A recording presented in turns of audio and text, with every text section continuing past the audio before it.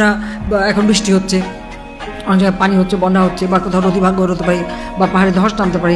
আমরা কিন্তু সারা দেশে কোথায় কী ঘটছে প্রতিনিয়ত আমরা খবর নিচ্ছি, এবং সেখানে যার যার দায়িত্ব সেটা দেওয়া আছে, তারা সঙ্গে সঙ্গে তাদের দায়িত্বগুলি পালন করে যাচ্ছে, কারণ তাদের সব কাজগুলো আমাকে সাথে সাথে আমাকে মেসেজ দিয়ে জানাতে হয়। বন্যার্তদের কষ্ট লাঘবে যথাযথ ব্যবস্থা নেওয়া হচ্ছে বলে জানিয়েছেন প্রধানমন্ত্রী শেখ হাসিনা।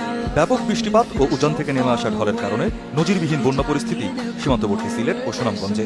উত্তরাঞ্চল সহ দেশের অন্য অনেক জেলাতেও বাড়ছে পানি। এমন বাস্তবতায় দুর্গতদের আশ্বস্ত করলেন সরকার প্রধান শেখ হাসিনা। জানালেন, ত্রাণ বিতরণ ও উদ্ধার কাজে সব প্রতিষ্ঠানকে নিয়োজিত করা হয়েছে।